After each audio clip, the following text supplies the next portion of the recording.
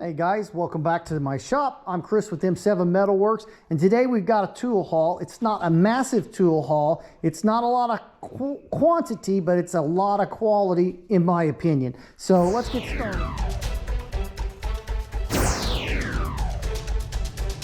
We've got some putty knives. Now I know most guys looking at these putty knives are gonna go, what? Come on man, who cares about a putty knife? Listen, look at the quality guys of these putty knives. I haven't been able to find a name brand on them, but look at the quality of them. They're just in fantastic condition. And I know it's probably not going to show up on camera very well, but the thickness of these don't just flex real easy, okay? These got some stiffness to them. So, but you just look at the craftsmanship of that. Brass pins. I mean, just fantastic craftsmanship. Just really, really good quality. I paid, this is probably the most expensive things I bought. I think I paid $5 each for those. And then I've got a couple Craftsman screwdrivers. These are number 2 screwdrivers. The tips were in really good condition, and the guy wanted 50 cents each. He had a whole box of screwdrivers, so 50 cents each was cheap. And he had quite a few nice screwdrivers. And I'm always needing Phillips, it seems. Got a lot of standard. Some side cutters. Not sure the brand on these, but really good quality. And I've got a pair that is exactly like them. I can't find the brand on them either. On the other pair that I got, there's like a laser printing right on the inside here. And I can't make it out. I think it might say Craftsman, but I'm not 100% sure. But no daylight through those cutters. So the cutters themselves are in really, really good condition. And my others, the ones that I have here in the shop, have held up so well. So when I seen these and they looked exactly like the others that I have, I thought, yeah, I'll get those. Those were $4. Then each of the needle nose pliers were $4. And I've got 2 sets of Craftsman here. I bought them at different vendors, but $4 each. And both. The Craftsman is not laser etched, it's actually stamped into it. And same with the channel locks. Nowadays they're laser etched, and these are the older ones that were still, the name was impressed into the steel. And the tips on all of these are in fantastic condition. Really, really good condition. Cutters are in excellent condition. I checked those types of things. The handles, you know, not bad, but not great either. A little bit of poking through here on the ends. I think this one's got a cut on the side, yeah. So not fantastic condition, but still really, really good. And then I bought a couple of these ratchets. I don't need any more ratchets, but these were Craftsman V-Series, what they call the Flying V on the selector switch. Really, really good condition. I knew looking at them, they were dirty, but I knew looking at them that the finish was still in good condition. They were just filthy. So I've cleaned them up, and I took them apart and cleaned out the guts and relubed them. They are the oilers, so they have the oilers on top. You can put a little oil in there, but they work really, really good. And I didn't, like I said, I didn't need any more ratchets, but when I come across some good ones like that, and particularly that type, the Flying V's, those are kind of collectible, and they're just a nice ratchet to have in the stable, I guess. I got vice grips. I don't need more vice grips. I actually have enough. But when I can get a good deal on these, and I pretty much got these for free because I bundled them in with these pliers. I think I paid $20, and I said, hey, will you throw in the vice grips? So I got the vice grips for free. I like these flat-jawed vice grips, and these are the DeWitt, Nebraska vice grips. And if you compare them to the curved jaw, you see the difference there. And these come in handy as well, but I had several of these, and I needed, you know, I'd like to have, I didn't need, but I like to have 2 or 3 pair of these.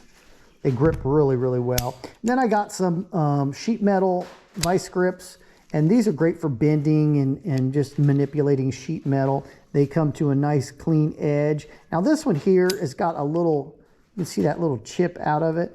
Now I could weld that up and grind it, and maybe I will take my TIG and just add a little bit of weld in there and then grind it on the grinder and get it down.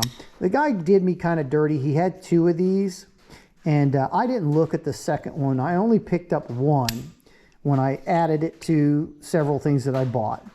And when I did that, it was clean right here. It had no chips out of it.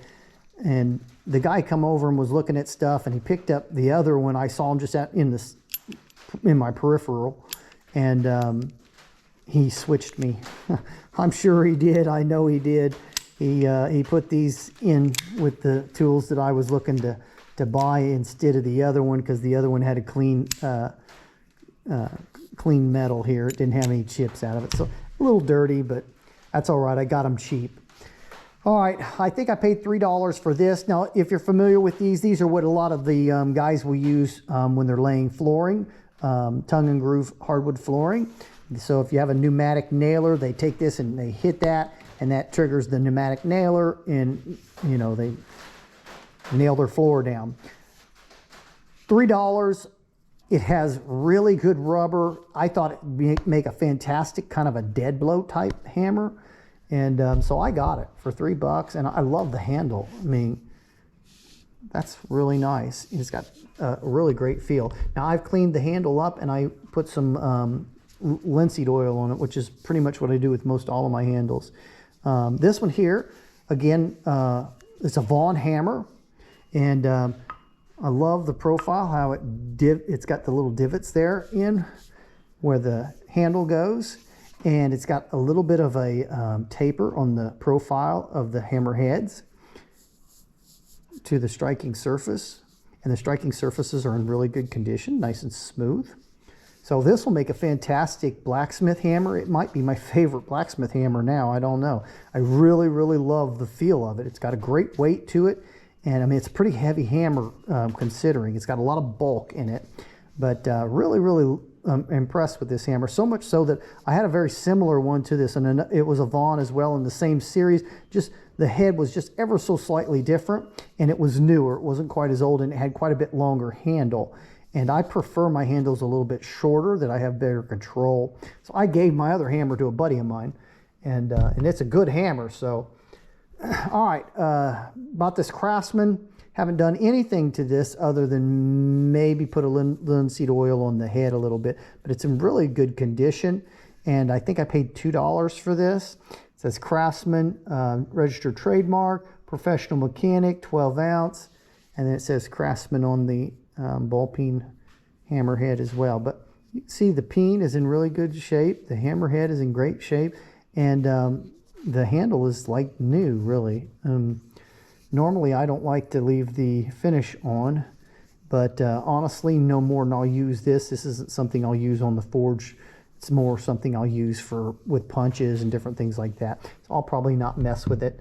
And then I wanted to show you guys this. Now, I didn't pick this up. If you're familiar with my videos, I bought a welder and a box of tools from a guy, and this was actually in it.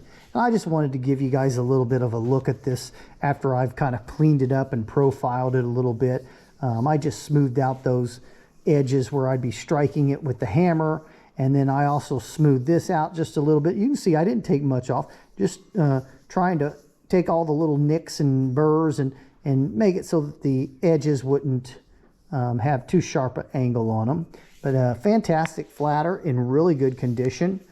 And need to put another coat of linseed oil on that handle, but other than that, pretty darn perfect. And then I got this Eagle can, just an Eagle gas can. It's in really good condition. The inside's got it's got a brass sift or screen in there. I don't think it comes out, but maybe it does. Anyways, that just helps keep debris out. If you know anything about me, I've kind of sworn off of the old the newer plastic containers with all the safety features on them. They just drive me crazy. And so I'm pretty much gone to all metal gas cans now. And this one looks to be in pretty good condition. It's got some surface rust on it, but it's solid as a rock. And so I'm real pleased to have that. And I have one other thing over here. I have a pretty nice little anvil, and it's not the quality of anvil that I'm used to. you know, I've got a couple other anvils. Let me show you those real quick. So this is my Trenton anvil, and it's an awesome anvil. It's, I believe it's a 85-pounder. Just a fantastic anvil. And you can see I've got it on a stand here, and it's pretty darn high. So this is, let's see, this is right at my belly button height, okay? So that's pretty high, but it's for knife making and things that you need to be a little closer, where you're not wailing on a piece of steel, you're fine tuning it. So that's kind of what this one's for. And so the height is closer to my face so I can see it better. And then this anvil is quite a bit lower, more of what you would consider your standard height, where, you know, guys measure it with their knuckles and this kind of thing. And that's, you know, that's a pretty good rule of thumb for your average anvil, which this is. Maybe not average, it's a 250-pound Fisher Norris anvil. But this is my main anvil, and so it takes, you know, this is where when I'm beating on metal with a lot of force, obviously it's lower for that purpose. I wouldn't use this hammer.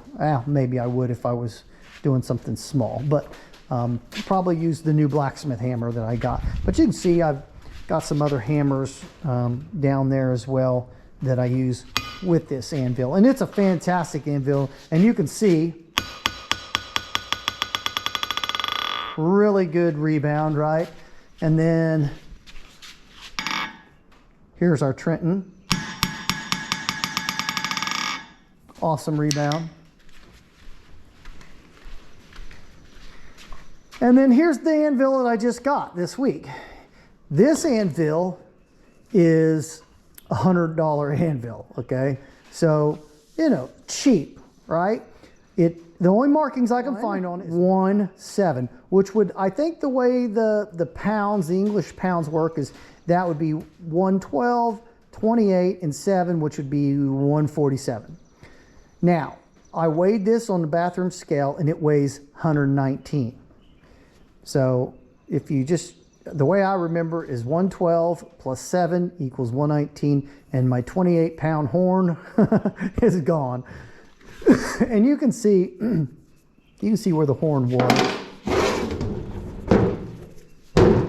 So you can see where that horn used to protrude out of there. And you know, it looks like a mouse hole to me. It's got the different holes. It's got one just like this in the back. It has no Pritchell hole, only a Hardy hole. And oddly, I've not seen any like this. So man, if someone knows, this one's got a hole in it right here, right? And that hole goes all the way to this side. And it actually, if you put something in there, it'll actually come out the two side holes here, or front and back holes. So they interconnect, oddly enough. But looking at the feet of it, I would say it's probably a mouse hole, just based on the mouse hole that I owned in the past, and then the several that I've seen that friends and neighbors and stuff have. That's what it reminds me of. But, you know, obviously I can't be dogmatic on that because, you know, it has no markings on it. And it probably did at one time, but this thing has been beat to snot. Though, you've seen the rebound on the others. Now look at this one. Pretty darn good.